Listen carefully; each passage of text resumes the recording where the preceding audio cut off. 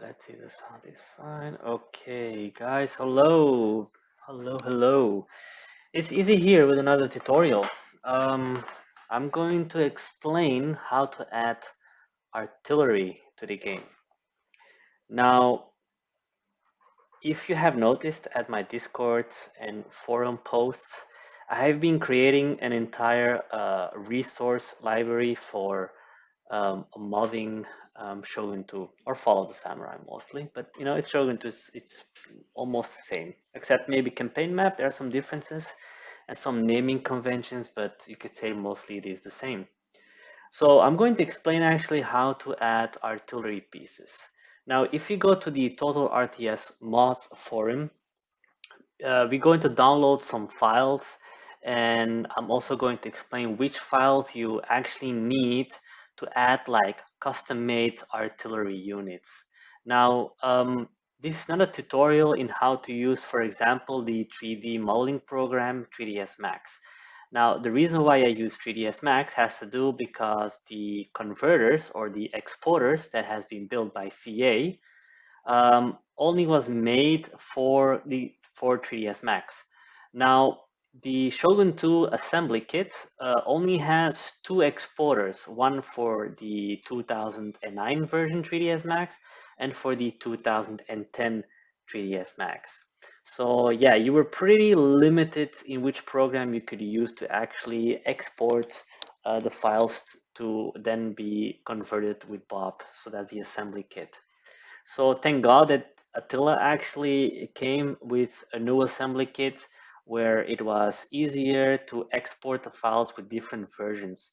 So the Attila assembly kit actually had an exporter for 2009 to 2014. So that means that those versions can be used to actually export the game. Now, if you have, for example, the 2015, 16, or say 17 even, you can still save it in the 2014 version, but you still need the 2014 version to export it.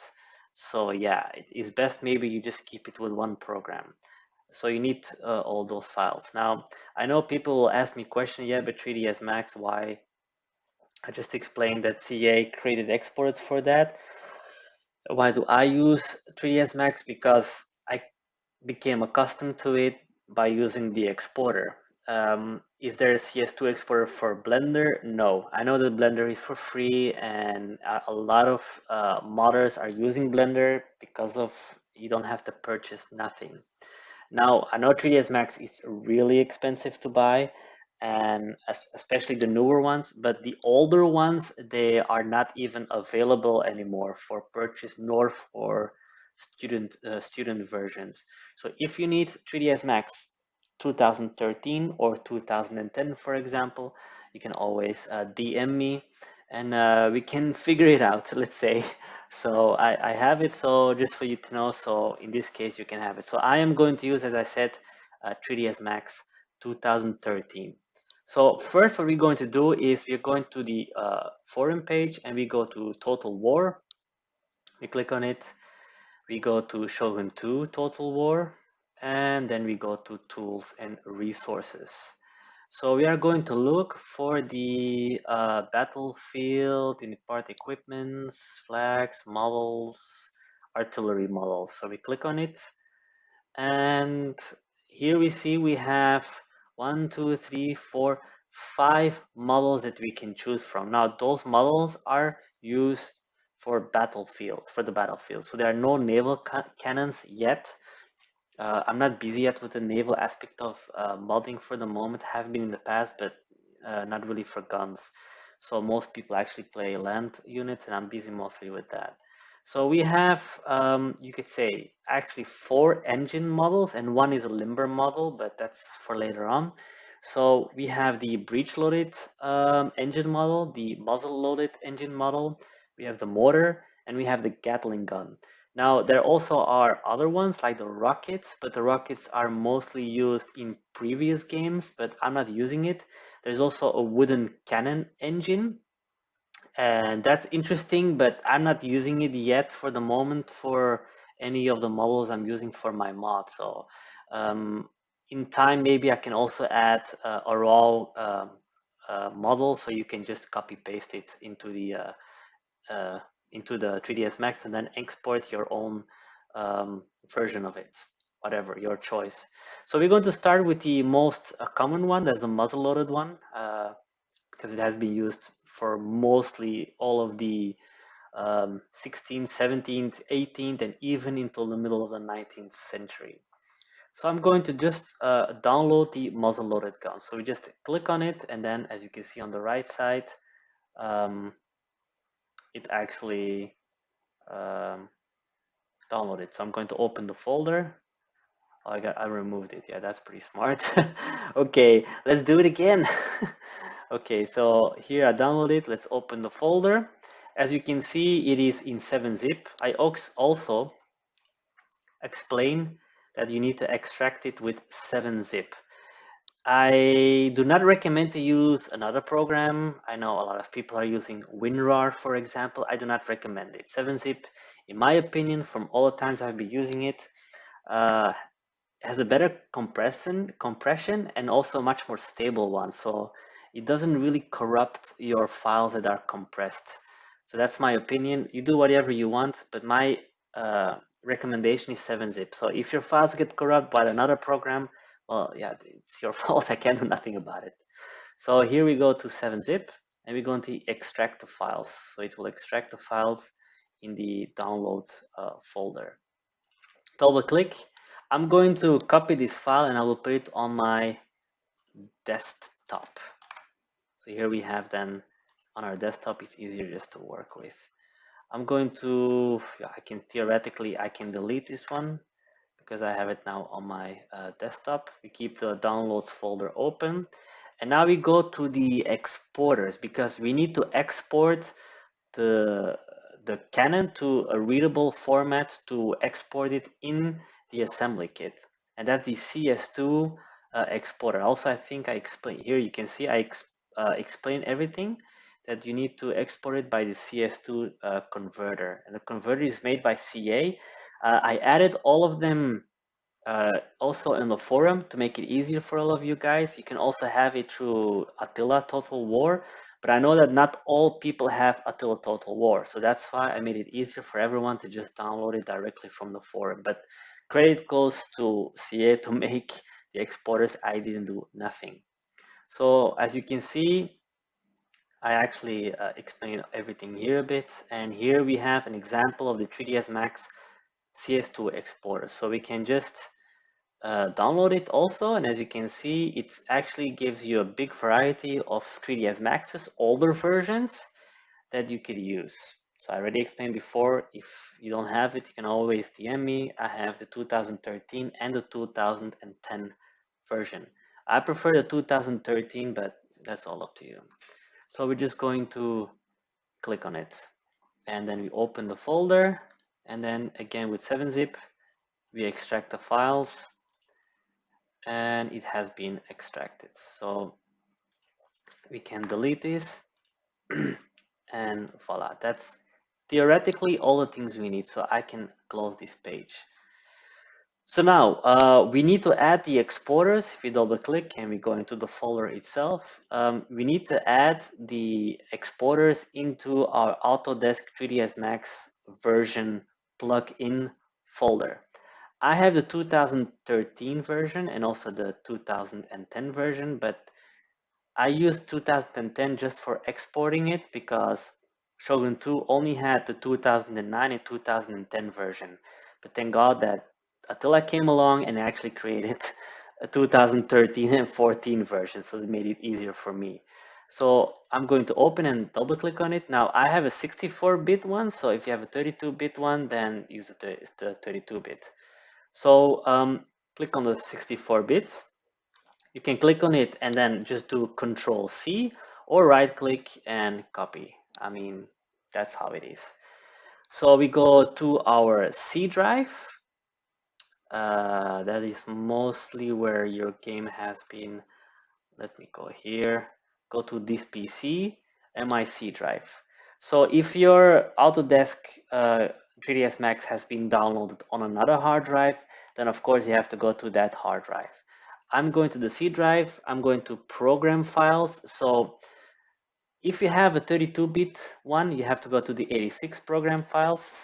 If you have a normal 64-bit, you just go to program files. So we go to Autodesk and we go to 3ds Max 2013, and then we go to the plugins folder.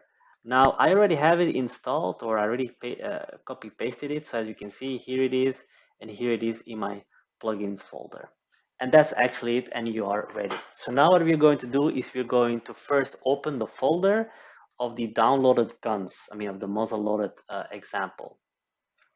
Here you can see that I gave some examples of three versions. Well, you also have the 2010 version for people that are in need for the 2010 version. I'm just saying.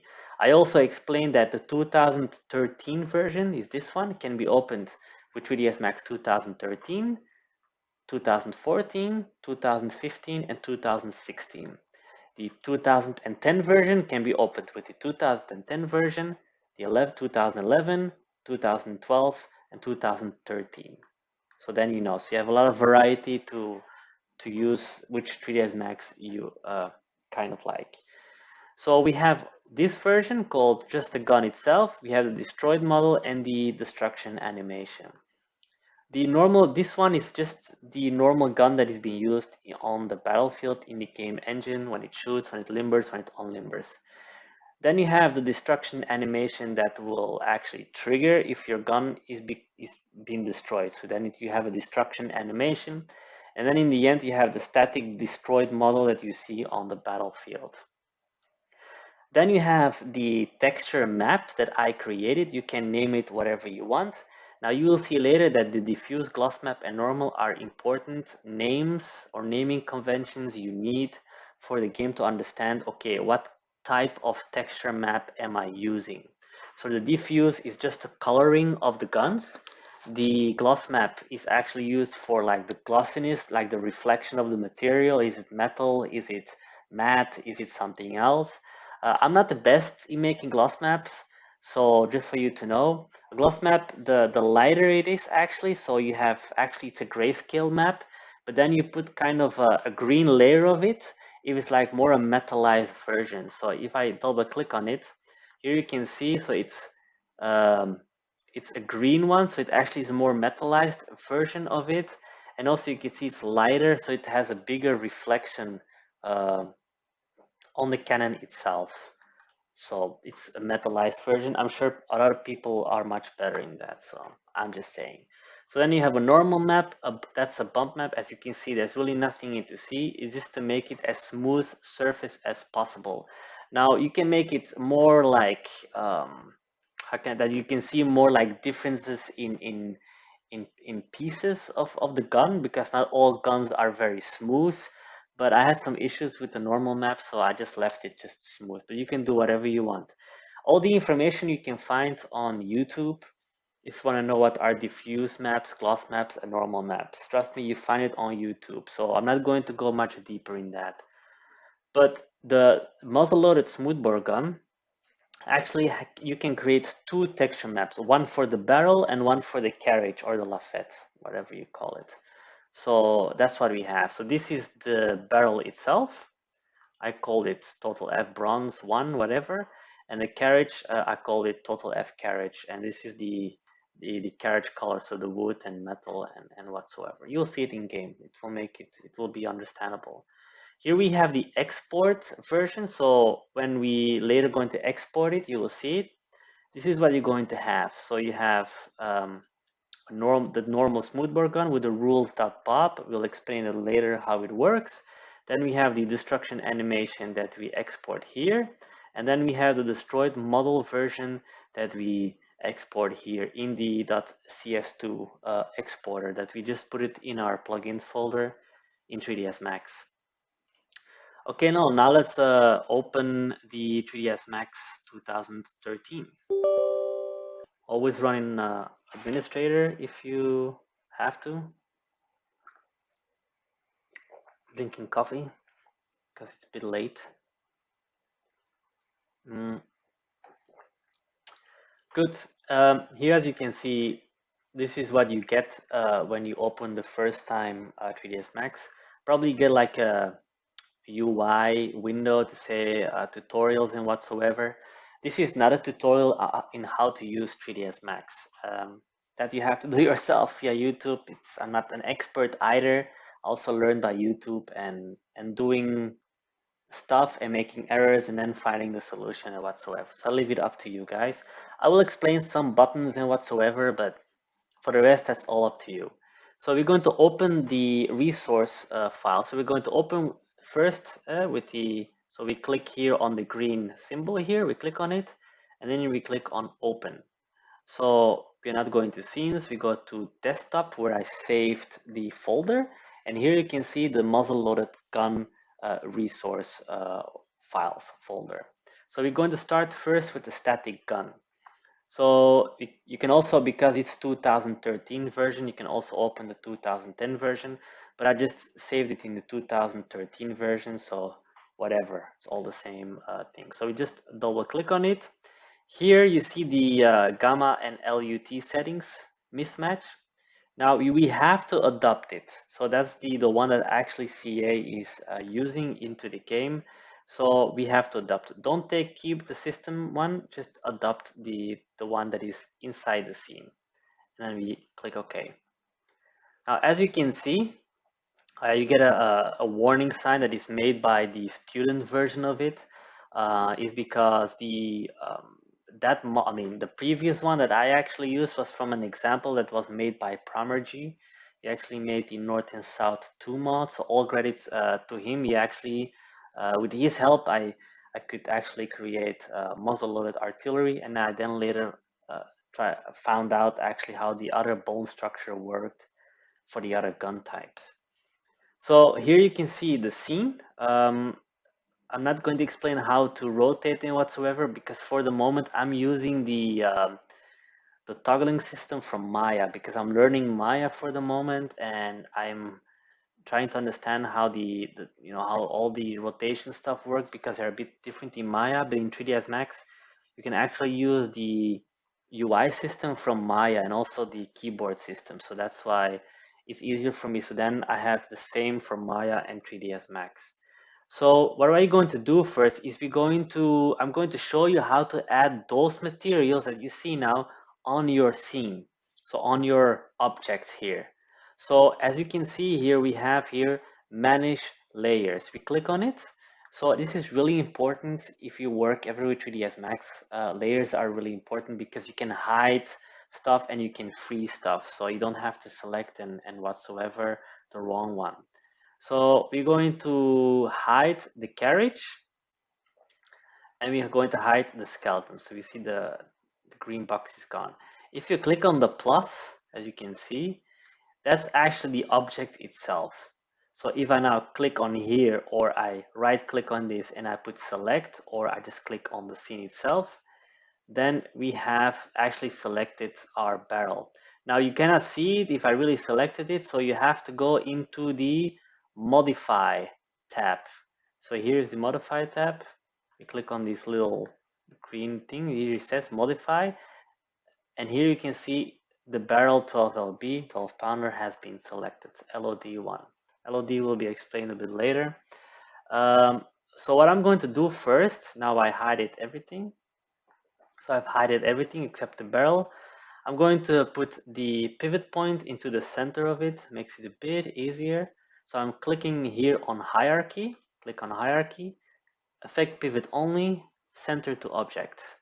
Then we click here again to turn it off. And now we go back to modify, okay?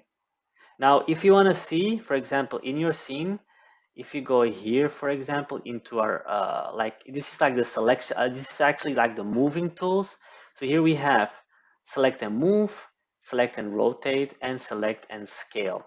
So now we have select and move on, and as you can see in our scene, this pivot point tells us how it's going to move into our environment. So if we click on here, you can see it's like yellow. So we select it here, this is this one, and this is the green one. So this is the Z-axis. Now, normally in the standard 3ds Max, the Z or the up and down is actually the Y axis, but in the Warscape engine, the Y and Z have been switched. So a lot of gaming engines do it that way. I don't know why. I'm not an expert in that, so whatever. But here you can see it just takes over all the LUT settings from the game itself. So here we can see that here we can go up or down, up or down. So if I click on here, I can go up. If I do Control Z, it goes back to the last place. Now you can also here go back here or go forwards or redo. I mean, if you know some 3D stuff or 2D stuff or whatsoever, if you've ever used GIMP or even Microsoft Word, you always have a redo or redo, go forward, go backwards. So you also can go down, and I will go back to Control Z. We can go to the left, Control Z, and we can go back to the right, Control Z to go back to our scene. And if we go and we turn the scene, and we go to our left, right, we can do the same with UI. We click on it, okay, Control Z, and we go here to the right and Control Z. Now the reason why I'm always going back to the main setting is because the way the barrel has been added, that's the way how the guns are actually added in game. So they have to be here. So if you ever make a new gun and the barrel is bigger or smaller whatsoever, you have to see that the central point is always here, approximately. This is where the gun is being put on the carriage. And you will see it in game why it's so important to put it perfectly, because otherwise the game will put it differently. So this is where you put approximately, or this is where you see the holders here that has been put into the carriage. So this is really important. It doesn't matter that it's a bit longer or shorter, as long if this is the center point you will see in the bone structure. So what we're going to do first is we're going to add a material. Now you can see there's a material on it, so that's perfect. But what if you have your own unit part and you want to create or you want to add your own texture on it? Now first we're going to remove it, and that's also important when you always have a new object into import from OBJ, for example. That you always remove first the material. Now, if you want to import an object, you can click here, back here, and then you can go here to import. Now, merge means it's another object from 3ds Max itself, or here it's import non-native file format into 3ds Max. So if you click on here, it will then import. So you then select where your object is whatsoever, and then you have to go in which format it is. So you have FBX, 3ds Studio Mesh, Adobe Illustrator, Autodesk packet file. I mean, so many. The one that I use here is the CS Max importer. Oh, you have an importer. Oh, okay, I didn't know that.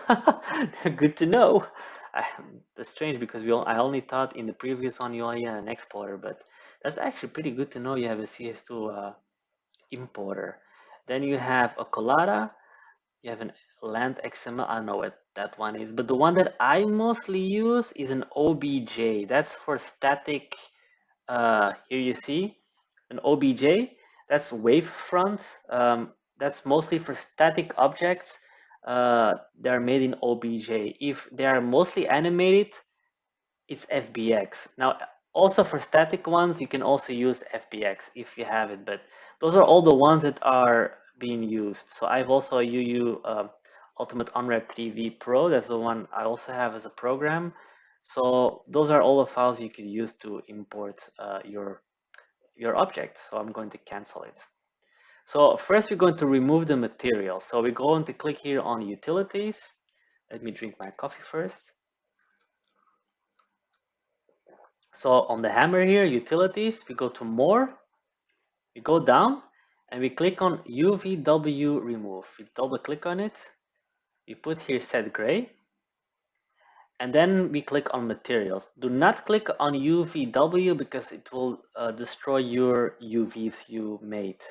So click on materials and it becomes gray. So we removed the material from the scene. So now we have to add our own material to the barrel. Now, how can we add new materials? Pretty simple. Here we have the material editor. We click on it, so it will open a new window. Could be that it's maximized, it could be it's minimized, like this, or minimized. So we can go back here and maximize it. Now I'm going to remove this here. Let me first see the values. Okay, then I do not forget about it. We delete it, so we just select it all and delete it. And now we go to materials, standard, and we double click on it. And now we have a material 0. It's also is written here. So if you double click on it, so if I just click here somewhere in the area, then we normally unselect it. If we double click it, we have selected. So that's the name of our material editor, you could say, where you can add different texture maps to your objects. I'm going to call it, let's say, muzzle loaded gun, just, or barrel. Barrel is better. Barrel, yeah, barrel. Okay. So muzzle loaded barrel. I click on 2 sides here because just to render it at 2 sides, and then glossiness I put it on value 15. You can leave it at 10, but the reason why I put it 15 is that the higher the value, the lower the glossiness it is, the lower the reflection of your object, and the lower like metallized it looks. So the higher your value, the lower the glossiness is, the lower the reflection. The lower the value, the higher the reflection, the higher it looks like really metallized, like strange. You have to test it yourself in game. I always put it on 15, but you can change it which value you want. So if you have a non-metallized version, you have a matte version, then you can put it, for example, at 20. But that's the absolute max I could say. I always use between 10 and 20 values. So for a matte object, I always use 20 because the gaming engine itself, the Wordscape engine also has like lightning materials XML file where you can also change it in the game engine itself, the reflection of materials and the lightning of materials. So I always use between 10 and 20. When it's like really metallized and really like reflective, I use 10. If it's in between, it's 50. And when it's more matte, I use 20. That's the way I work, but you can choose whatever. As I said, I'm not an expert. Now we're going to add our first map. Now, as you can see, here in the, going to scroll it a bit more. So we have ambient color, diffuse color, specular level, glossiness, self-illumination, opacity, filter color, bump, reflection, refraction, displacement. Which one do I use always or mostly for the game? Is the diffuse one, that's the glossiness, and the bump one. The diffuse is actually to add a color map to your object. The glossiness I just explained, reflection of your material, metallized, non-metallized, whatever. And then the bump one, it's really difficult to explain, but it just creates a bump on your material. Like there's like for example, you have a cloth, and in that cloth or fabric, you have like something that you want it like you have buttons on your cloth. Well, those buttons, you can make them that they look a bit like out of your cloth, so they look with a bump, so it really looks like a real button on your fabric. That's actually a bump map. But as I said, look it up on YouTube what it actually all means, so it's much easier to understand. So we go here to maps, and that's actually the same what we have here, but it's easier to work with. And then we use the diffuse color, so the color first of your object. So we click here on the none, and then in the scene, don't worry about the scene materials and sample slot, it's not important. We go here to maps, standard, and we go to bitmap. So we double click on bitmap, it will open a window here, and then we're going to look for our diffuse texture map. Now remember, I saved it on the desktop, so I'll go to desktop. Here I have the folder that we actually downloaded. We double click on it, and now we go to the barrel, and because this is the carriage and this is the barrel. Now the naming conventions are important because we have to name it the same way our texture map is in game. So the game that knows, okay, I have to use this name as a diffuse for the material, for the diffuse one, gloss one, and normal. Otherwise, your object will be like white because the game doesn't find the right material name. It's really important. So before we double click on this, sorry, we're going to copy the name. So Control C or right click copy. So I just do Control C, and now I double click on here, and now it will be added to our scene or to our material editor, you could say. I will double click here so then you can see it a bit bigger. Now, as you can see here, if we are still in this menu here, we have to change the name of the texture map the same as the texture name actually. So we double click on map 66, and here we're going to change the name to the name of the diffuse and then enter. Pretty simple. And now we want to go back to this menu here. So we double click here, and now we go to the glossiness and add the gloss. So the same way, we go click on num, we go back to bitmap. Here we have gloss map. We select the name. I do Control C or copy, whatever you want. And then we do double click on the map itself. And now it's added, as you can see, on our glossiness. We double click on the map 67 one, and we change the name to gloss, not gloss map, but gloss. So just for you to know, because sometimes I had issues that it actually couldn't read the gloss map. So I just put gloss because I have seen how also CA gave the example file. So it has to be gloss, but not gloss map. So just for you to know. Now we're going to do the same for the bump map, the normal map. Now this value is 30, it's pretty okay. If you have like a fabric and it's like really rough, then the value can be like higher. I always work with between 30 and value 40. So it can be 30, 35, or 40. For me, if it's really rough, it's like 40. But it's like really rough where you can really see the individual pixels almost. So 30 is pretty good for most smoother areas, as you can say, but it also depends on your bump map itself. So we're going to click on it, and we're going to double click on bitmap. Now, in some occasions, I will use the normal bump, but that's more for unit parts, but that's for a later video if I ever make one. So we double click on the bitmap, and we go here to the normal. Remember to select the name and copy it, or we can do it here. And now we do double click, and we go and double click on map 68, and we're going to change the map to normal and enter. So now we have the 3 ones that we actually need in game. You will see later we're going to convert it together with our gun. So here we have the muzzle loaded barrel. Now we have to assign it to our object. So how do we do it? Well, we're going to double click on this one. It has to be from here, not from here, but from the editor itself. So it has to be from the muzzle loaded barrel, not from the texture map itself. And here we have a symbol here called assign material to selection, and we click on it. This will assign all those maps to the individual object. Now, if we can minimize it or make smaller the object, it's still gray. Now you could say, but how is it possible? I assigned it, and indeed it is assigned.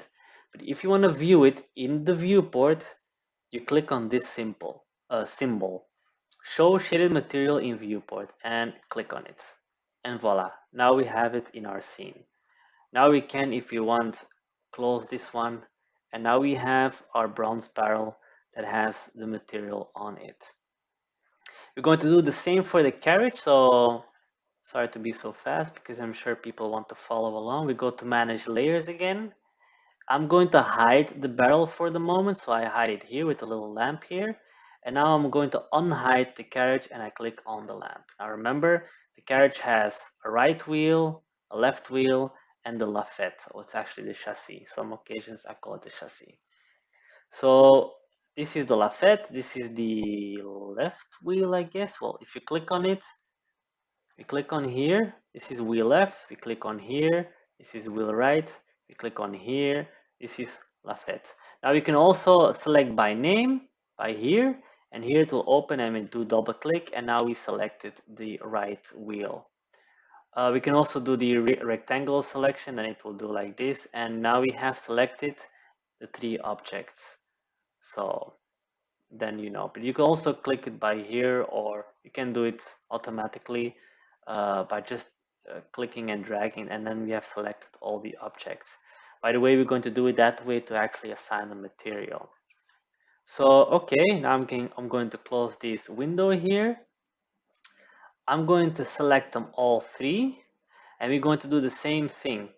So in the modify, we are in the modify one. So if you click on here, we have just the wheel left one, and we have the modifier in the modify table or window, you could say.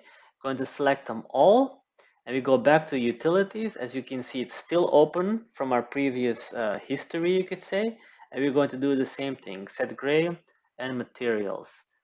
So, and now we're going to assign our material of the carriage.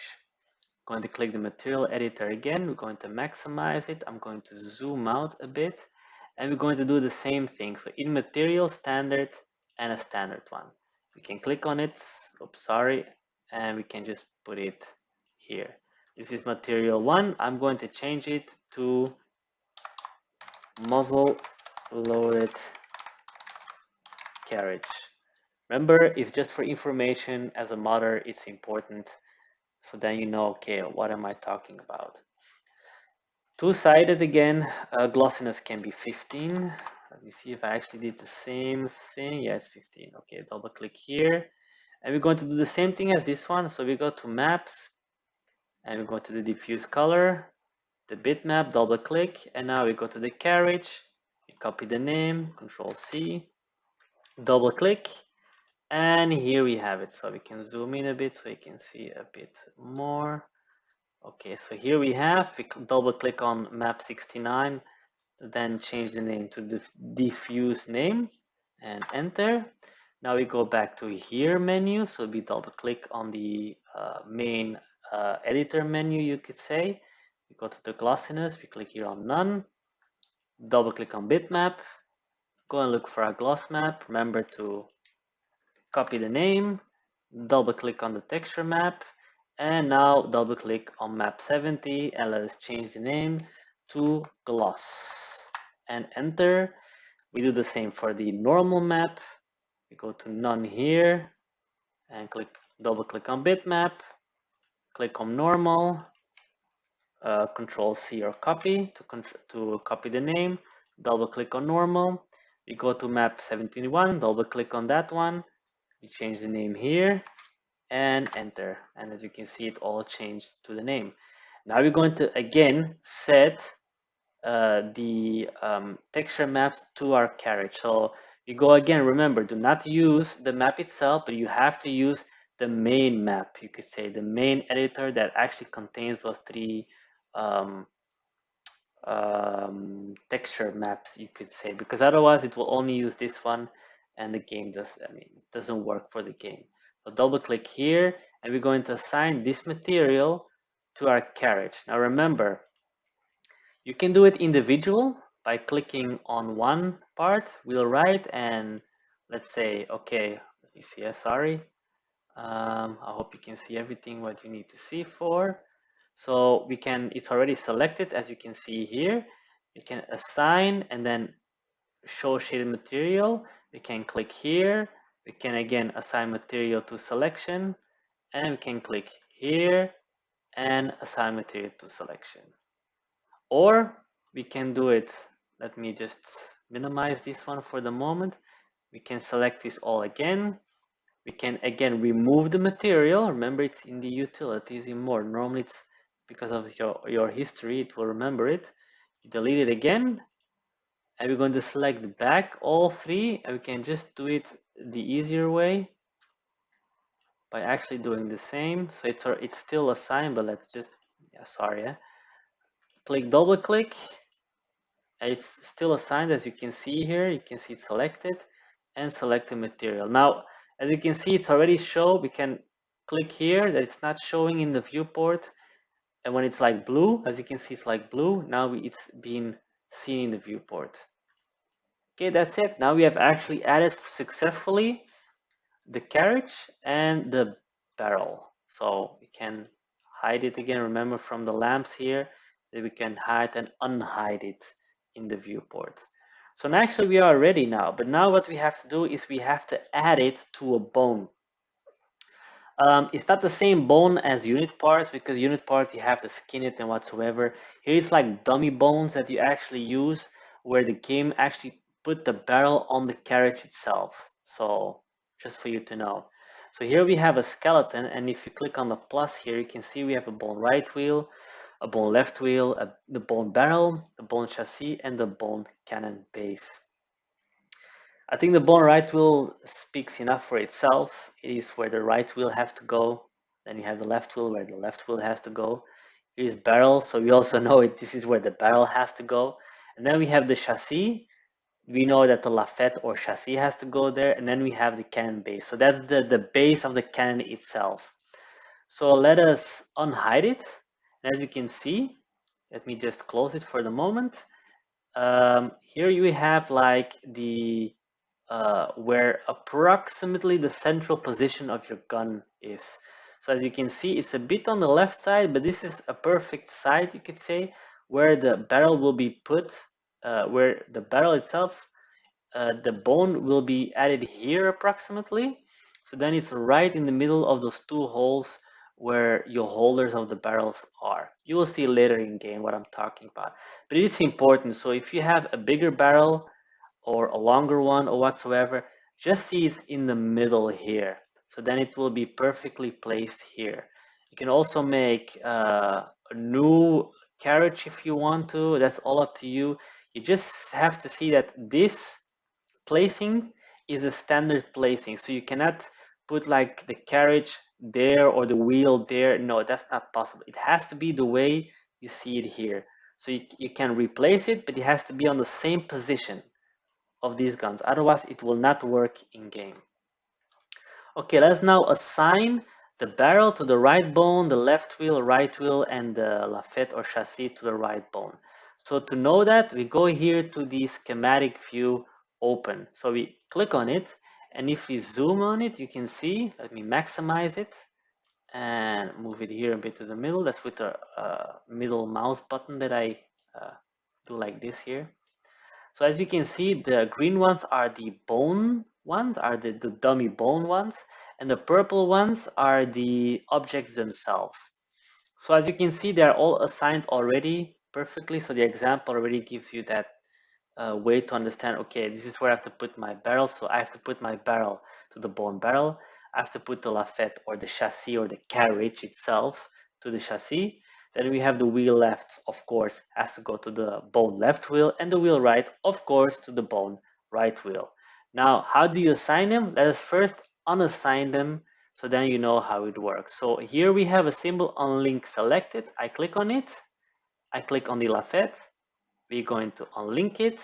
We're going to wheel left, unlink it, and wheel right, unlink it. So now they're unlinked. So they are not assigned to any bone. But so if you want to export this one now, it will export it. But if you go later into Bob and we want to convert it to a game readable format called Rigid Model V2, it will not work because your gun is not assigned to any bone, so the game doesn't understand how to animate the wheels, how to move forward, how the barrel actually like moves up and down from the carriage. So we're going to assign now the right object, so the barrel, to the bone barrel. So how do we do it? We click here on connect. We click on it, as you see it's blue, it's selected. We go here, we click, we keep on clicking until we see this little Z symbol and we release it. So now it is selected. Now we go back to select here on the arrow. We go to the lafette or the chassis, and we go back here to connect. We go back to the lafette, we click, we hold, and now we can release, and now it's connected to the chassis. we're going back to select. You can see it here that it's selected to the chassis. So you can put it a bit here, so we have a bit of space here. You can also move it if you want left or right, it's all up to you.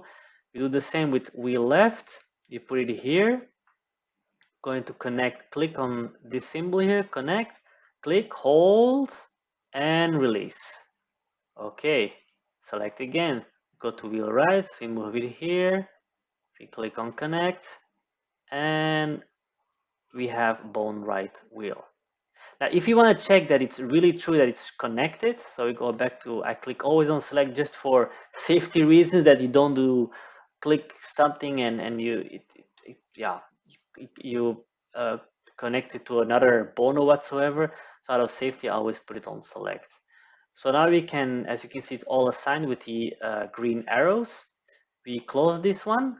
And as you can see, nothing really has changed, but if you want to check it that they really are assigned to the right bone, what we are going to do is we're going to select on the right bone. So we go to manage layers again, we have the skeleton, we click on it, and here we have the bone right wheel, and we're going to select it. So right click and select, and we're going to move it up. So then you see, okay, is the right wheel going up or down? So we go on to the select and move, and I'm going to the Z axis and I go up, and as you can see, it is connected to the bone. I do back Control Z, or I use this arrow button here, undo. Remember, it has to be on this right way, otherwise, remember, we have problems. So we go to the bone left wheel, we click here, we select, okay, we have selected it. As you can see, it is selected here. We go to the Z axis, we go up, and as you can see again, it's moving up with the wheel, so that's perfect. So Control Z to go back. Now we go and click on the bone barrel, right click, select. As you can see, it is selected in the modify window. We go back to the Z axis, we go up, and as you can see, the barrel is moving along with the bone. Control Z. Now we do the same for the chassis. We select, right click, select, go to the Z axis, and we go up, and as you can see, the chassis and the barrel are going up. Remember, it's a hierarchy system, so the chassis is above the barrel hierarchy bone, so that's why together they are moving upwards. Control Z to go back, and if we take the cannon base, that's the entire cannon. So we right click and select, and as you can see, it is selected, and you will see now all the cannon will move, and you can see it is moving all of them. So yeah, everything is rightly connected. So that's the way to control, okay, are they connected all? But remember, they have to be at the same position. So for you to know. Okay, so that's actually it. So what we can do now is we can export our cannon already. Now, before we do that, it's always good to save your file. You can do it by here on the above area, we have the that button again, that symbol of 3ds Max. We click on it, and then we can say save as. Now you can save as the entire scene or save selected. Now we just do the entire scene, so we can save as, and then I named it this way, so you can save it that way. I already saved it, so it doesn't really matter, you could say, but you can save it this way, and then just click on save, and it will save. You can also save it as a 2010, 11, and 12 version. As you can see, I saved this one. This is a 2010 version. So if I click on here and I save as 3ds Max 2010 and I click save, it will be saved as a 2010 version. Now I already saved it, so it's not necessary. But what we're going to do now, we're going to export this entire cannon scene to a CS2 file. So that CS2 file will then be used to be exported into the game itself. So here we click on export. So again, sorry if I go too fast because I know it's pretty annoying sometimes. So we go back here to the up left area, up left button here, that green one with the arrow here. We click on it. You click on export. Well, we can wait. You can export it, export selected, or export the entire scene. I'm just going to click on export. Pretty simple. And now we're going to go to where our example files are. So that is back desktop.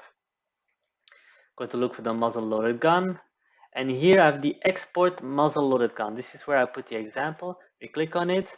And here down, you can see it says file name, save as type. Now we go to look for the CS2 Max Exporter and click on it. As you can see, this one appears. So I already have it, so it's not necessary. But what you can do now is just, you can say save, and then you say, do you want to replace it? Yes, and I have exported it. Pretty simple. Okay, so let's do it again. Go to the arrow here. You're going to export. Now it opens already the previous window, so it remembers where you were the last time. So remember to choose the right file. So CS2 Max Exporter. Now you can create your own name. It doesn't matter what you want, but just see that you understand, okay, which file am I talking about? So I click on here, okay, and I save.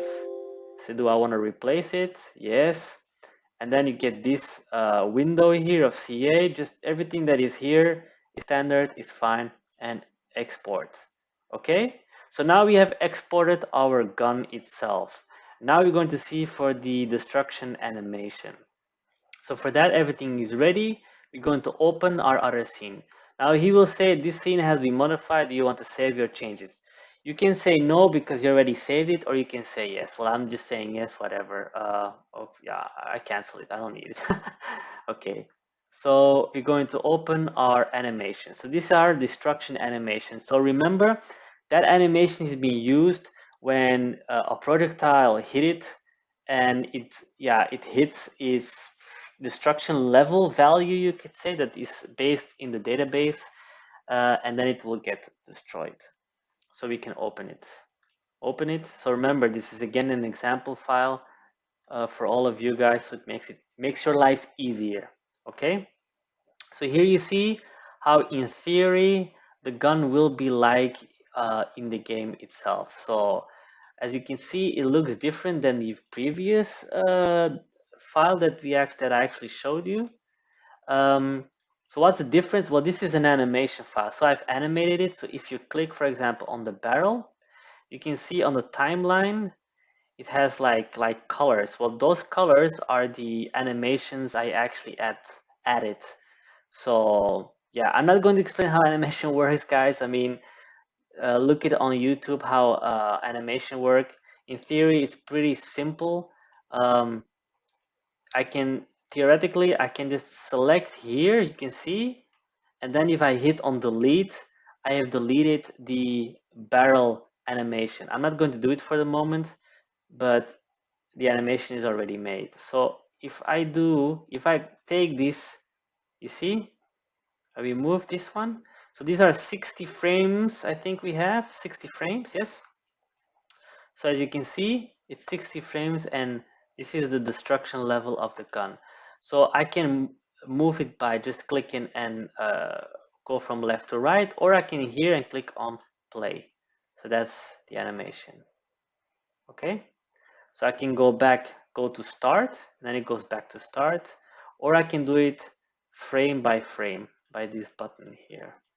Okay, pretty simple. Now remember, the materials have been added. It's the same way as the previous video. For example, we can now choose all of them. So those are 4 objects, and we can remember, go to the hammer, to the utilities, and to the more one. So we have more, UV remove. Oh, sorry, it's already opened before. UV remove, set gray, put materials, and then we go back to our material editor, and then we create again materials. It's the same way as previous one, totally the same. So I'm not going to explain it again, but it's the same way as previous version. But it's also important because you need to add it. Okay, you need to add it, otherwise when the destruction animation will come, well, because it doesn't find your texture file, it will be white entirely. So you have to add also the same texture file with the same texture name as your normal previous gun that I actually showed you. It has to be the same name. So as you can see, Here again, it has the same name. Yeah, I call it a bit different, but it doesn't really matter. It's just for information. But as you can see, all the maps, texture maps, the gloss, normal, and the diffuse one, they all have the same names. Yeah, sorry if you hear some noise. So, but it's the same thing. Except here, it doesn't find the thing. I guess. Well, it doesn't matter. But as you can see, it has the same name and normal name and whatsoever. So that's the mapping name. That's the game will look for those texture maps in your mod folder. Okay, so it's the same way as the previous one. Okay, but it is important. So we have our animation here. What I'm going to do is I'm not going to show you how to add all of it, but I'm going to just show you, okay, how can you add keyframes again. So let me just try to affect pivot and center to object to our barrel. So remember, I've shown that in previous video. Now the naming conventions are a bit different.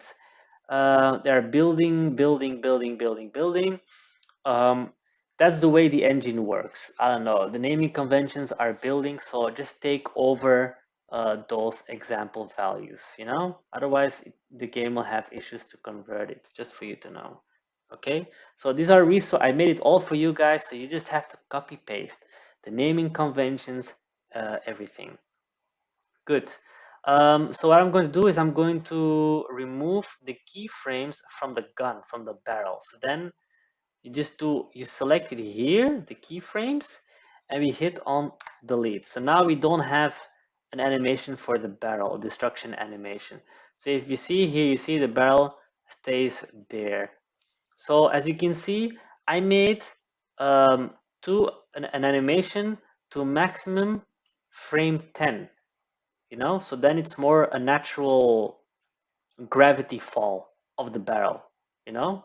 It's not like it stays like very slow and going down very slow. No, that's not how the way it works. It's a barrel, it's pretty heavy. It goes down like this when it gets destroyed. So I'm going to put it on frame 10. As you can see, I'm going to click on select and move, and now I'm going to click here on auto key, and I click on it. As you see, it becomes red. That means we are in auto key animation mode. So what I'm going to do, I'm going to zoom in by using the scroll. Okay, and I'm just going to move it down. Okay, and I put it here approximately in the middle. Just, you know, that looks pretty nice. You can put it here.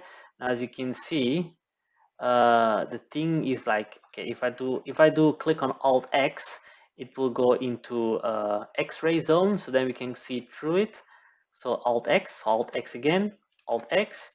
As you can see, this thing is inside of the gun. That's not really how it works in on a natural way. So we're going to use and rotate. So we stay on this mode. It will do everything automatically for you. And I'm going to do like this. So I scroll it up. Okay, it's approximately fine. Okay, that looks pretty okay. You know, you see, guys, that looks okay. Okay, that looks pretty natural. So okay, perfect. And now I'm thinking that's the best way how it works. So we can now close auto key. So click on it. You can go back into select object mode, and now we go back into frame 0. And if we go, if we click here and we move, you see the gun? It moves. We have animated the barrel together with the carriage. You can do the same thing with the carriage. You just have to see that the carriage, that it falls around here. So if we go into 10, you see this is where approximately the 0 coordinate is, so that it's on the floor of the terrain of the game of Shogun 2. So I hope you can follow along. So if you go back to 0, yeah, we move it there to 0.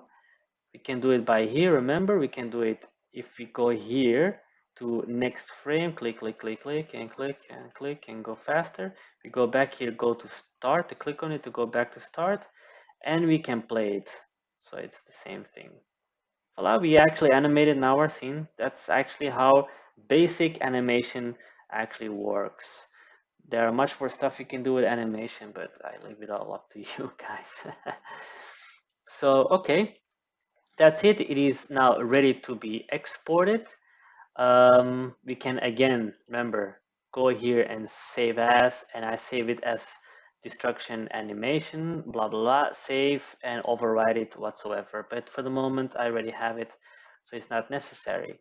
What we can do is again, go and export our file. So export, and now we go here to destruction anim folder. You click on it, you click here, or you just name it the way you want, but just see that destruction anim is on the last part of your name. So then the game knows, okay, it's a destruction animation. Otherwise, the conversion will not work. So it always has to be the name of the gun and whatever, and then having destruction anim.cs2. Okay, so we save, we say, you want to replace it? Yes. Export it? Yes. Okay, that's it. And we actually have, or we are finished. I don't think nothing else have to be said. Later, I'll also talk about we can actually add shaders from Shogun 2 itself, but that will be a bit for later. But I'm just going to explain how this one works. So now we have our destruction animation. Now we go into our destroyed model. Now, the way I do it, I'm going to explain it, is like I select all of them. As you can see, if now we are in the primitives one, if you go back into the modify tab, you see with the bridge, blue bridge, whatever. So I select everything. So we have 4 objects selected, or you can just do it by select by name. And as you can see, it's all selected. So we can also do shift select. So we select everything. We click OK. What I do most of the time to have a destroyed model is that I go into the maximum frame. I then select all the keyframes of them, and then I hit delete. So I hit delete. Okay, now I've deleted all the animation files.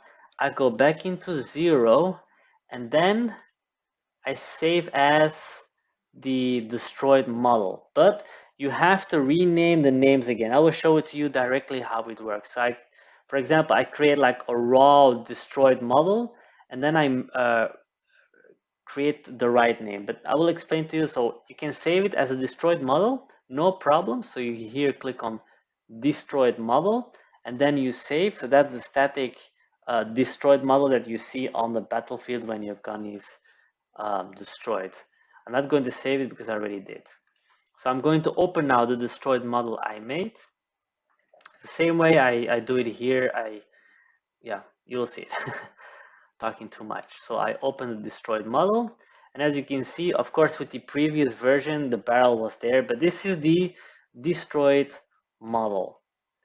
Now remember, again, you see this texture, you again have to apply the same texture as previous one with the same name, same map. So again, select all, go to the utilities, and go back into the UVW remove. Let's do it again. Click on more, UVW remove, set gray materials. Okay, it's then gray. Go back to the material editor, and then we have back those materials. As you can see here, they're all assigned to those maps here. See? Okay, with the same names as all previous ones. Because remember, if they don't have the same names or whatsoever, the game will not recognize the texture maps, and it will be a white model in game. So you don't want to have it, okay? So always have the same name of texture maps, same material applied to your objects that are the same guns, of course. So if you have another gun that you use, a 10-pounder or whatever, then with another texture, then of course the 3 models have to be the same, okay? So then, you know, there are a lot of mosquitoes here, God's sake. Okay, let's close here then the, so we can then do the same thing. We can again export the file. Sorry, let me do some stuff first because I have to do something. So again, we can export it again as previously. So export our scene here, And then here, remember, we are in the instruction anim, but we don't want that. So be careful with this because it always goes to the previous menu we actually saved or exported it. Here we go into the destroyed and we do the same thing. We save, replace it. You could say yes and export. That's it. Pretty simple. So now you actually are finished. There's one last thing I want to say actually. And that's actually what I forgot to explain is that you have to add sometimes you can add shader models to your objects. Now, rigid models always have like a standard rigid applied to it.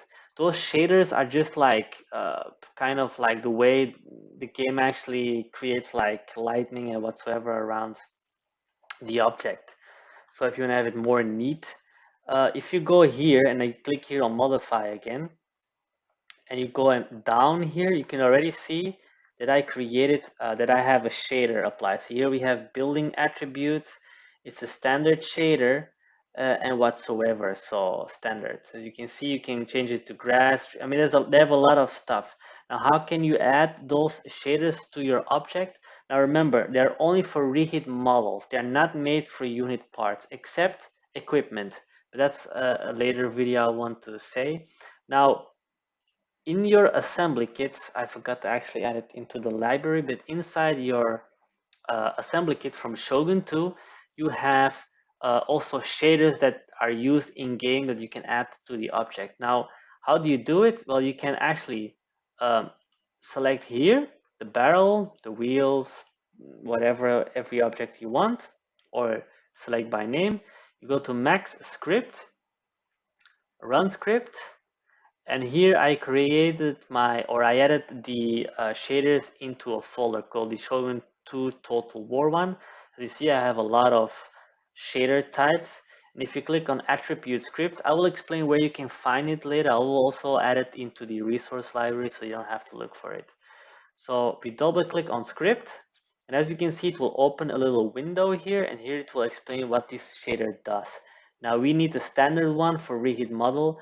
Now you can add running water actually, so it means that when it rains, it will actually run away. I mean, you will see the water flowing away from the object. Running water. A fireframe is, as it says, it uses the alpha of the diffuse textures to burn the frame. You also have a fire panel. It has to do when your object is on fire. It's not normally used for guns. It's used for building objects. I will later make a tutorial about buildings, basic buildings, and there you will see how to use it. But so then you have also the attributes that you can add. Now you then have to apply for every object. So you have barrel, let me see, wheel left, for example. If I go down, I already assigned it. You can see here I've assigned it.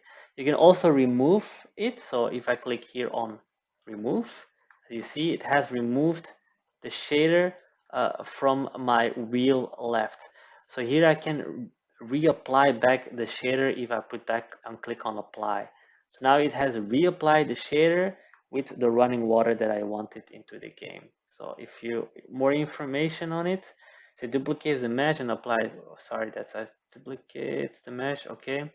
And applies the shader option when it rains. It uses black and white vertex color. So for you to know, so then you have an idea how it works. I'll explain where you can actually add it, or maybe I can explain it now actually. So you can actually find it in your assembly kit. So if I already have an assembly, I already have downloaded it.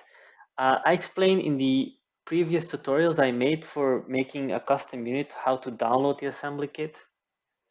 I will see that I will add it also in the resource library, that you don't have to start looking as a crazy person in the Steam library, in tools and whatsoever, because I know for a lot of people that it's like it's all new stuff. It's not easy to understand, and if you make a mistake, your scene gets screwed up, it's really not nice. So I would try to add it into the resource library so you don't have to directly look for it. But if you go into the Max Exporter, here you have scripts, and here you have the attribute script and the building script. So the way I do it is just, as I said, I go to script, open script, and then as you can see is the previous one, I go into my folder. Mostly in the time, it goes to the scripts folder, and I just right click empty, and I make a new folder called Shogun 2 Total War shaders. I don't know, or scripts, or shader script, whatever, you know. And I click enter. I double click on it, and then I go to the one that is inside the Max exporter. I select both of them. I do Control C, or I just copy it, and then I just I paste it, or I just paste it that way. Pretty simple. Okay, voila. So now you have it every time. So when I close it and I go back to OpenScript, here you can see we're in Shogun Total War in the one I made, but here's the folder. You do double click. Oops, sorry, we have to run it. Sorry. So that is just OpenScript is just to open the file, to paste and copy it. But if you want to run it, you have to go to Max script, run script, and go to our folder that we created. Double click on it, and here you have the window. Now I'm going to remove it because I don't need it. So let me just remove this one. Okay, and delete it. Okay, I've deleted it. So that's how you do it. So then you apply it to every unit part, your run script, and okay, that's something else. A moment there. Open script. Autodesk. 3ds Max. Where the hell did I put my bloody scripts?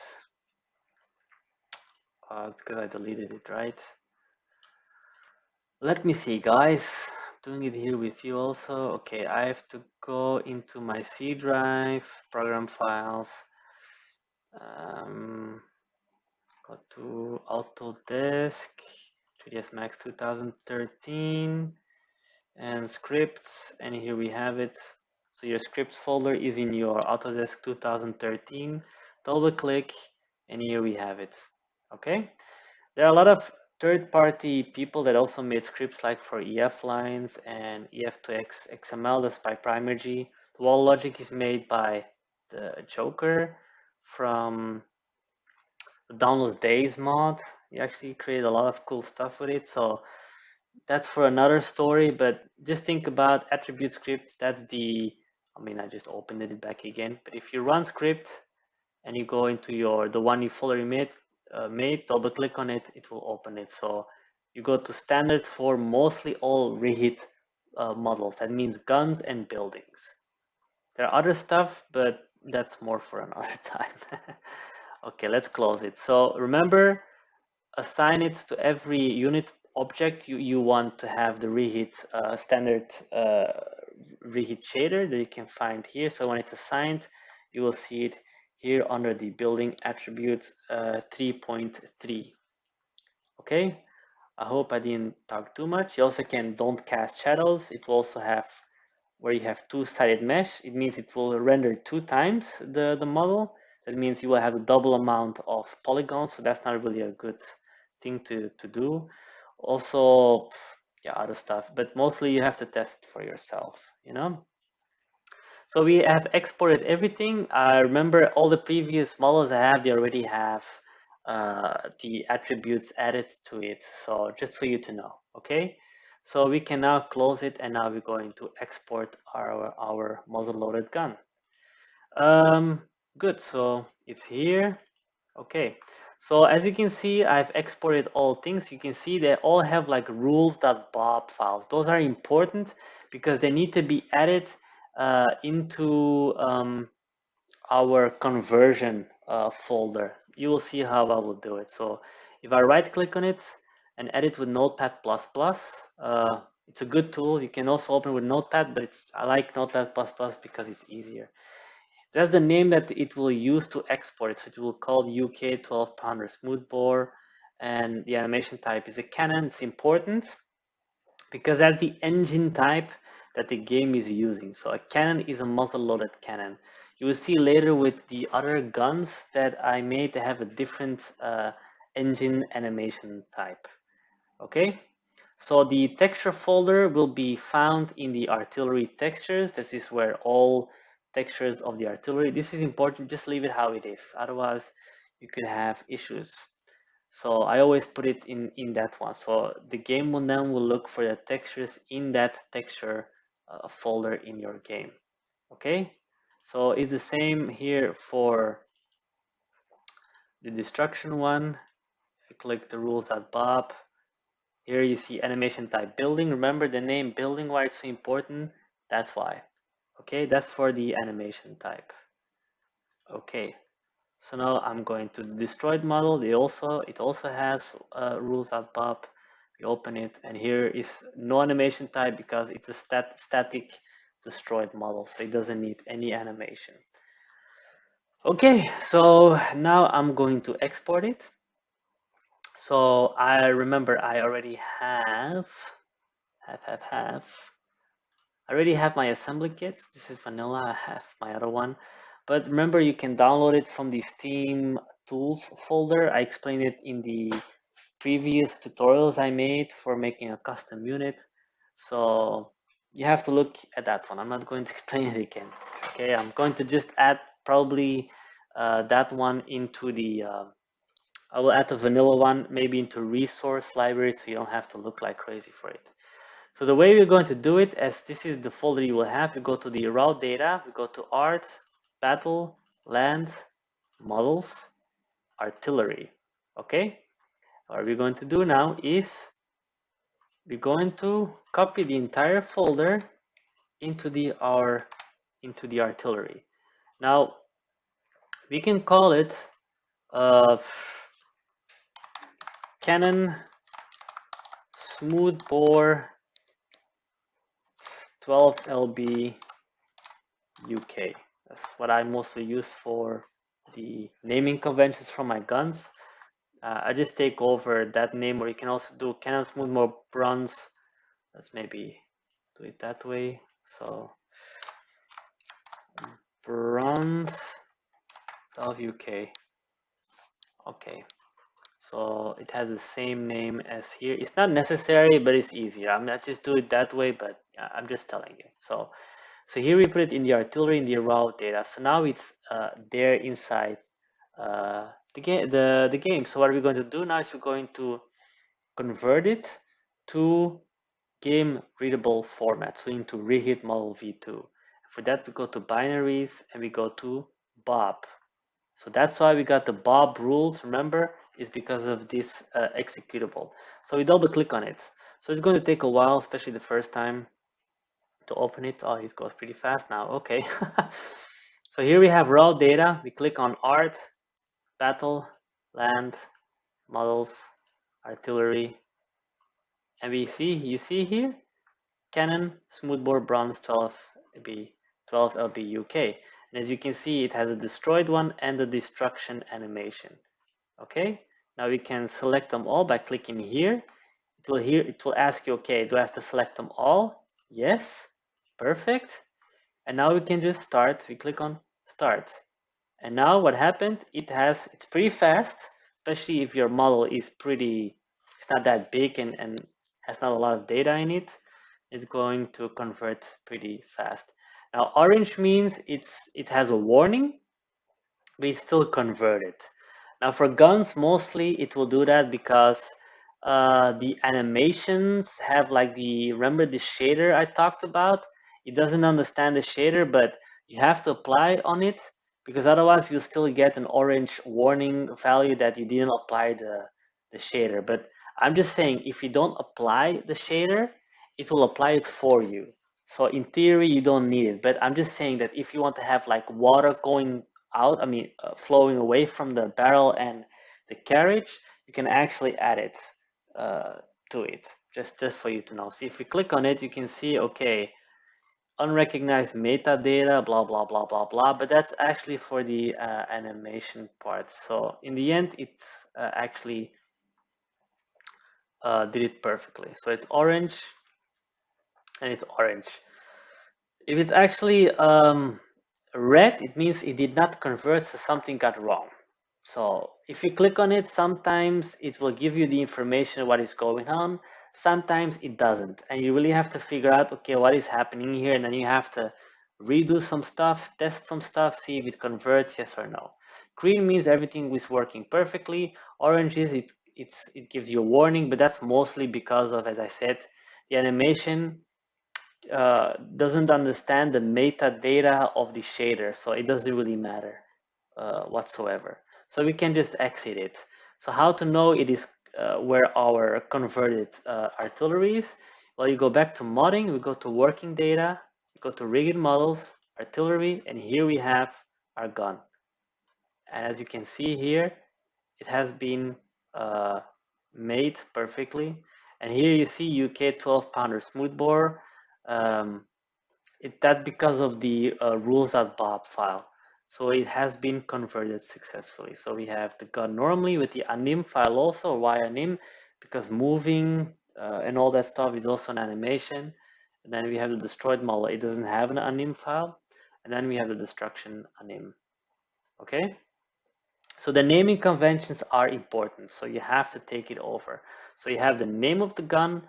And then in this case for the destruction, you always have to have naming, destruction, anim. Okay? So then you know.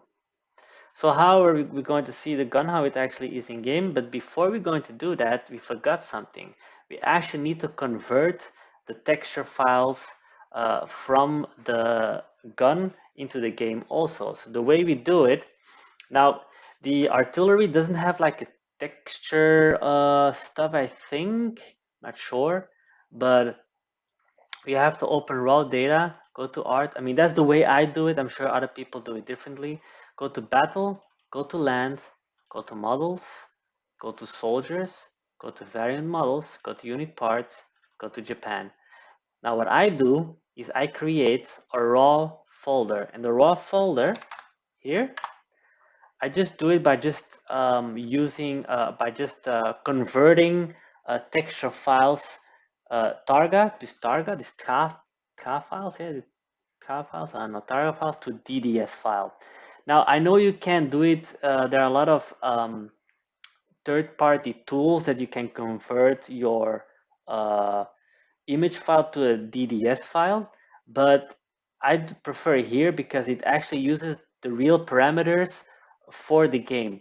I before used the Photoshop DDS converter, but in game it really had a weird look to the game, and that is why I've just used the in-game DDS converter. So here we have raw. Now what I do, I click on arms, I copy the rules.bob here, so Control C or copy the file, and I go to raw, I paste it here, and then I open it, and then I call it, maybe yeah, you could Japan arms, I call it raw, voila. Pretty simple, we call it raw, and I save it, okay? So now we have the saved rules.bob, and what I do now is, you see the texture file, okay, that's perfect. So what I do now into the raw folder, I create a texture file. I think, right? Is it correct? Let me see. Well, okay, whatever.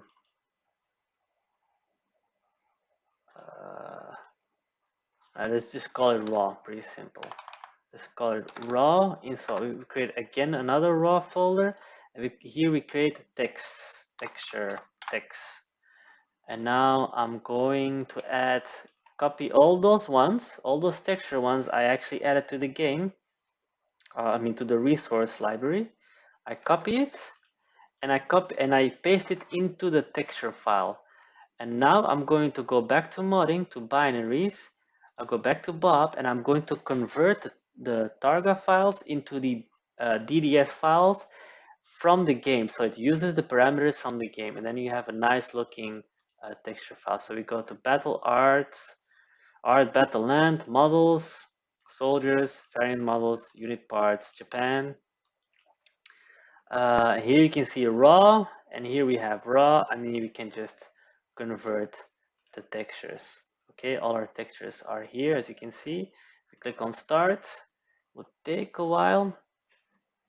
Okay, Yep, okay. The reason why it takes a while, it's all in green, it means it got converted perfectly. So here we have a diffuse, and here is set them to the DXL, blah, blah, blah. Blah, blah, and gloss map, and 1-bit alpha, gloss map suffix found, normal map. So everything is correct. Okay, perfect. So we go back to our modeling folder, we go to our working data. Now we have to look for the variant models one because this is where we converted raw texture. Now what we're going to do is we're going to select them all. I then copy them, Control C. I go back to working data, I go to rigid models, and now we have to go to and make a new one called textures. This is actually the way the game stores the texture files from the guns. It's also inside your mod pack. You will see later that it's actually the same way, but here it is on your assembly kit. Okay, now what we're going to do is we have to add the gun into our game. So I mean into the database first, and then after we have to create a unit with a gun. I'm not going to do it. I'm just going to replace a gun with my gun because that's up to you guys. If you have seen the tutorials of making a custom unit, it's the same way, except it's with a gun. So what I'm going to do is I'm just going to add the gun into the game. So we're going to put binaries. We click on tweak. So remember tweak, I've explained everything in making a custom unit. It's the same thing. You go to tools, you go to Dave, and you say yes. We go to table launcher, okay. So the first thing we're going to do is we're going to rig it, warskip rig it, okay. And now we're going to add. Now what I always do to make it easier for me, let me see where's the parrot gun? Probably have to go to the look for the parrot gun. PPP or Armstrong gun, that's actually the same. So let me see the Armstrong. So here we have the Armstrong gun destroyed. I selected all, as you can see here. Control C, and then I will paste it here. It will give you an in data invalid. Don't worry about it. It's just because the name cannot be the same as the Armstrong gun. So I now select just this table here. Control C. And what I do now is I double click it. Double click. And now I call it, let's say, UK. No, I just make it Canon, make it a bit easier. Canon smooth bore 12 LB UK destroyed. You can name it whatever you want, but it's just easier. It's the way the game actually uses it. So you can see it has the rigid models artillery textures. Now, if you go back to our modeling folder, if we go back to working data, rigid models artillery, it's actually the same. So rigid models artillery textures, doesn't matter the big T or it's not case sensitive, the game. So a big T or capital T is the same as a small t. So as you can see, textures, here we have it here. So then now he knows, okay, the textures are stored there. So what I do now is I select it, I do again copy it, so Control C. I click on apply. Now I go to Wordscape rigid lot. I maximize it. I do it alphabetically because it's easier, so I click here on rigid, so it will put everything alphabetically. I add a record. I click here and I do Control Paste, so that's Control V. Control V, this range can be 0, it doesn't matter.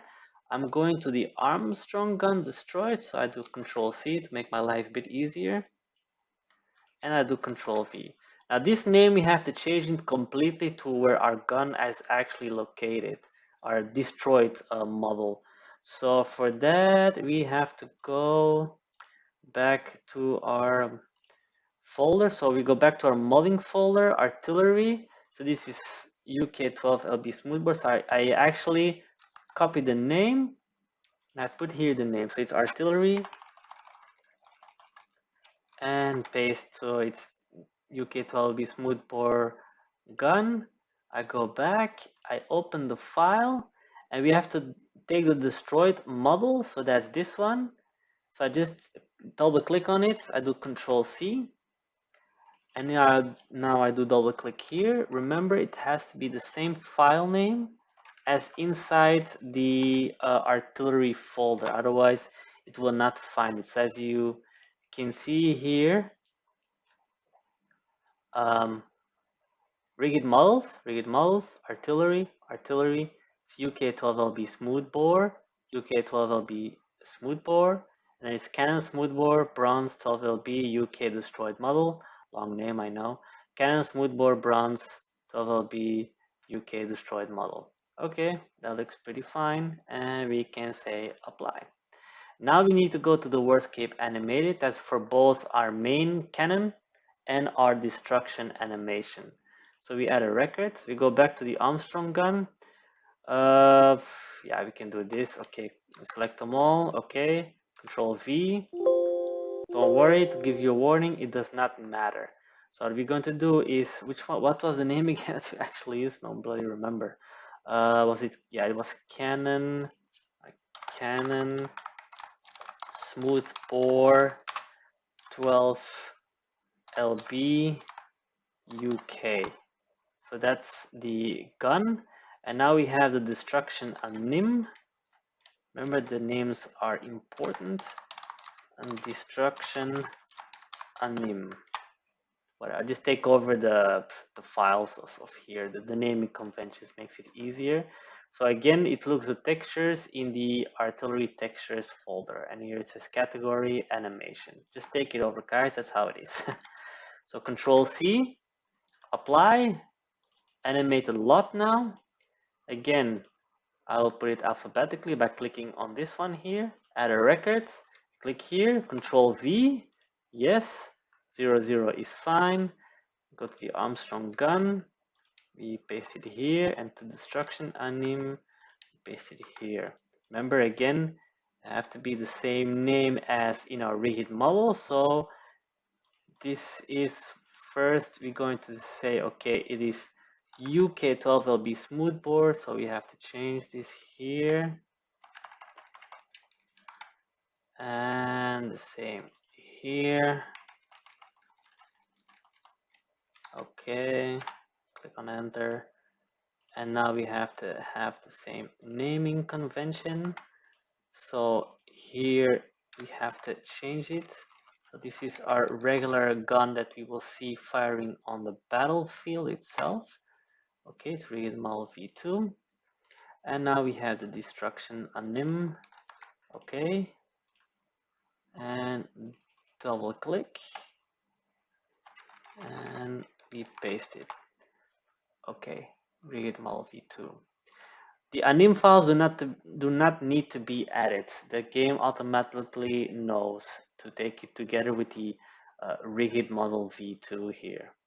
So it looks pretty okay. You can always check it, because if you make a mistake, just one value different, one letter different, it can make a difference. The game will crash. So it has to be entirely the same. So you can check it, UK12LB smoothbore. Yes, that is the folder that's the Canon is. Canon smoothbore bronze 12LB UK. Canon smoothbore bronze 12LB UK. Perfect. And then we have Canon smoothbore bronze 12LB UK destruction anim. Canon smoothbore bronze 12LB UK destruction anim. Rigid model V2. Okay, looks fine, and now we can apply it. So we have now added into the database. There's still another thing we have to do, and that is in gun type. So gun types, double click. So now we have to, to maximize it, sorry. We again have to make now a new gun type. So we can take over, because it is a muzzle loaded gun, because we cannot take, as you can see, the gun animation stable are the engine Armstrong cannon and the Armstrong cannon. So remember, we do not have, or I don't use the bone structure of the breech loaded gun. So you have to look for the one that is using the land cannon one, so the normal cannon one. So how can we know it? We have to go, for example, to the Parrot gun. Well, the Parrot is not necessary. we can just use the engine cannon because it's engine cannon. Now, how do you know it? If you remember, we have been in the rules.bob file. If you open it again, it says animation type cannon. Now, if it's an Armstrong gun, sorry guys, I have to, hopefully you can see everything fine enough. If it's an Armstrong gun or a parrot, where is a bloody parrot? It's parrot cannon. So this has to be like parrot cannon. Now the parrot cannon is actually is entirely the same as cannon. So there, in theory, there is no difference in between. So now the Armstrong gun. So if you put like here Armstrong cannon in all the rules.bob file that are in our artillery folder, so that's includes the destruction anim and in the destroyed model not, but the destruction anim and the normal cannon, it will not convert because the bone structure for a breech loading gun is different. I gave you all the resources and you will see the entire bone structure of the cannons. So I just show it here how artillery actually works to be added, but let's just put back cannon.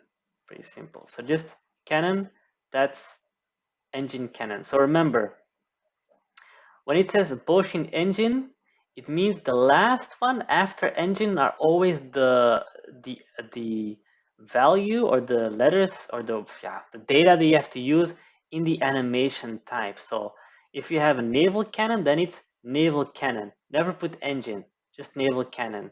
So you have torpedo, torpedo. You have parrot cannon, not engine or Boschin engine. That's not the way you have to do it. The way the game reads it is always after the engine name. So naval cannon, wooden cannon, cannon, fixed cannon, naval cannon, fixed cannon, blah blah blah, naval breech cannon medium, yeah, indeed, and Gatling gun. So everything that goes after engine, that's the animation type. But remember that every animation type has different bone structure. So the muzzle loaded one is the cannon one and the parrot cannon. Okay? So the parrot cannon has the same bone structure as the cannon. Totally the same, they're both muzzle loaded ones. So just for you to know. All the examples, so the animation type name, they're in the resource files I gave. So if you open the breech loaded gun, the Armstrong example, you will see that the animation type name is different. And also the bone structure in the 3ds Max model is also entirely different. Well, there are some bones that are a bit different, but you see everything in the example. Okay? So let's continue. So I'm going to close this one. So I'm going to look for a cannon. So again, where is the bloody cannon? So here the engine cannon. So we can just copy this one, copy this line, and we paste it here. Okay. We can name it here. I mean, you can cannon 12 LB smooth bore UK. I don't know. You choose it yourself, whatever you want to name it. So the model now is not a field cannon 12 LB, but it is. We have to look now for the name of our gun. Let's see. We call it cannon something, right? Here we have it. The cannon smoothbore 12 LB UK. Perfect. This is correct. You can leave it how it is. Doesn't matter nothing because it doesn't depend on this one. So on the equipments table. Now we're going to find the destroyed model. So we have to go to the cannon destroyed. Look for it. Let me see. Bloody hell, there are a lot of them. Where did I put? Here. Canon smoothbore 12 LB UK destroyed. And then we have the destruction animation. So we have to look for that one. Here we have the destruction anim, so you can always make it bigger. I remember the model, you can find it here. It will tell you wordscape animated key. The destroyed model is in the wordscape rigid key. The destruction animation is in the wordscape animated key. That's the one we added in the wordscape rigid model and wordscape animated. So that's why it's so important to add them first there, and then you find them in the, then you have to add the gun type. Okay, and now we can apply. So remember the cannon, muzzle loaded, cannon, engine cannon, rules.bob, the same thing, cannon. Okay, do not forget about it. It's important, otherwise Bob will not convert it. We click here on apply. Now remember, this is just for one gun. I made like a lot of guns. After a while, you have to look for them. It takes a while sometimes. Another thing that's important are the projectiles. So you have to gun type to projectiles. Now you can create, let me just close it, this one first. You can create your own projectile and how it is in the projectiles debate table. So you maximize it and you can just create your own, here I have a 412 pounder shot, whatever. Let me look for the parrot. Where the hell is the parrot one? Let me see. Parrot. So you can the parrot, you can copy it and make an entirely new one based on those stats or whatever stats it is. You know, just see that of course that you're using, yeah, the shot type. Is it an explosive shell? Is it what is it, a common shell or a segment shell or a round shot, for example? Difference, but the round, you cannot see it in game. For that you need to change the missile model. So the missile model is how it actually looks when you shoot it out of the gun.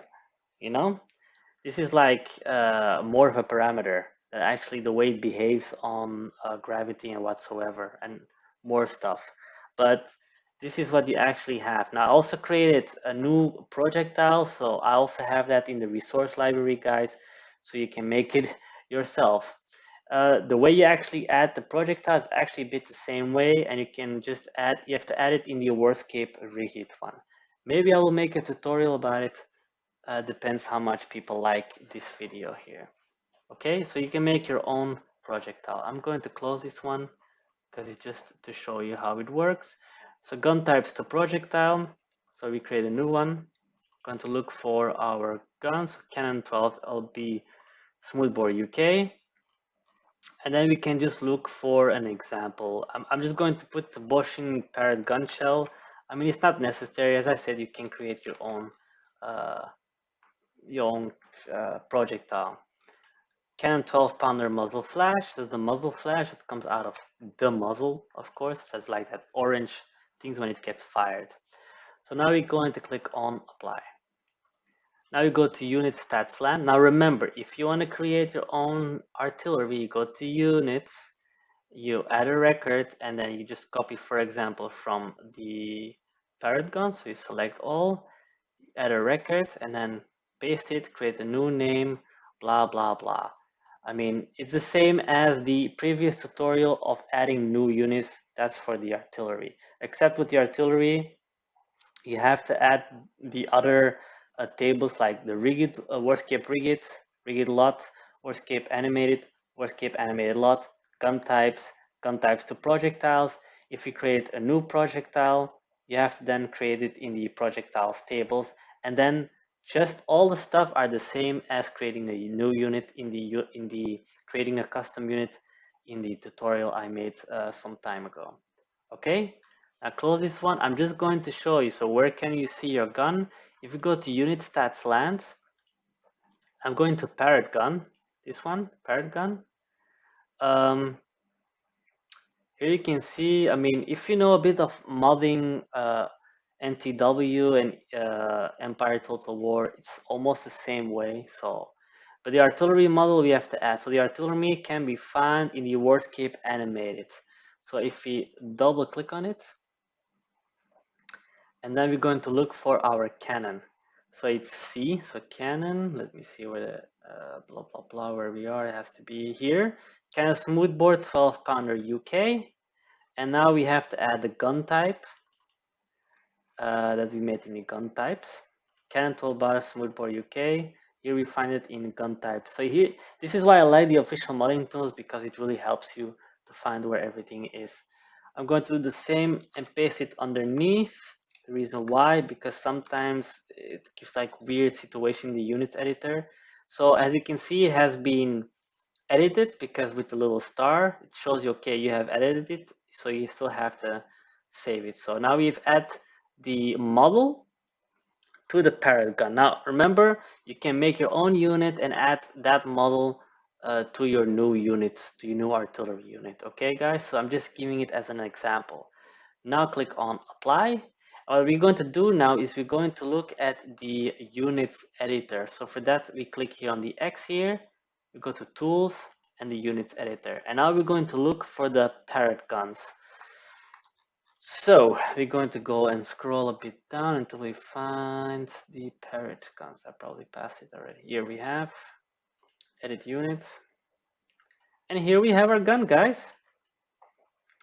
Here we have our gun. As you can see, the gun has been added. I'm sure people can make it more nicer than I do, but remember, it was just an example, okay? So this is our gun now, and to put it inside the game is the same way of making a mod pack file that I actually showed in our previous tutorial. The previous tutorial, how to make pack files. I'm going to repeat it here, just for a moment. I'm not, and then you know, okay, how to have it in game. But I'm not going to make it entirely in game. For that, look at my previous tutorials, because otherwise the tutorial becomes ridiculously long, and I don't want to do it either. So I'm just going to close it. It looks pretty good. So the way we can add it in a pack file is going to back to binaries, go to binaries, and we go to Bob. And now we go to Empire Design Data. We're going to click on Data. We're going to select all the tables we actually added for the gun. Warscape Animated, Warscape Animated Lot, Warscape Rigid, Warscape Rigid Lot. Okay. And then we go to gun types. Let me see, gun types to projectiles. Now remember, if you made a new projectile, then you have to also select projectiles. If you made a new unit with the gun, you have to go to units. You have to go to units exclusive to faction per whatever it was, permissions. Units to groupings, military permissions. Unit to unit abilities. Unit stats land. You have to go to uniforms. Uniform to faction colors. If you create a new description for the units, you have to go to unit description also and add it entirely. And then if you made, you also have to go to CDR unit qualities.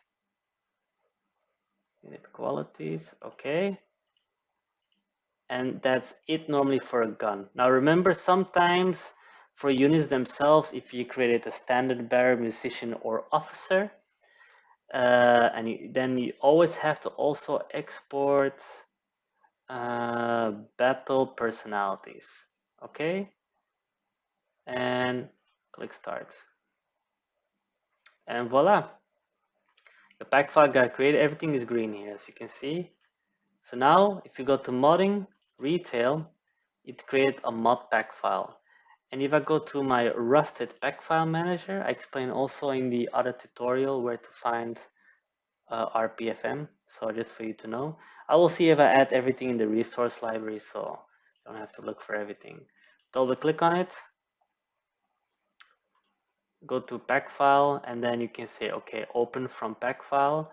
Now we have to look for, okay, where did I put, okay, la la la la.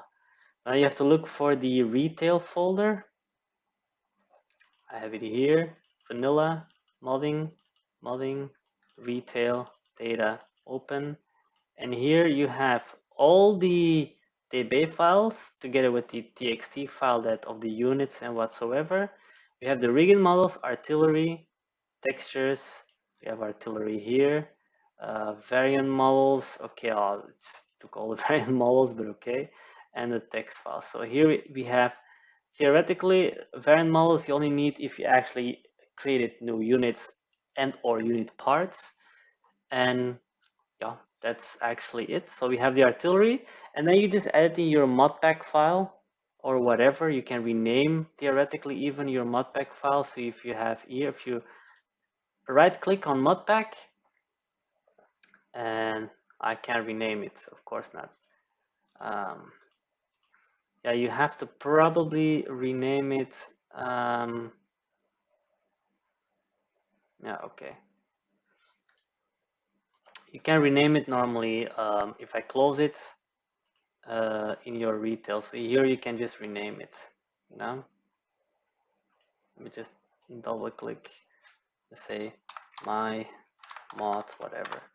And then you just Control C, you select it, and you put it in your Shogun 2 data folder.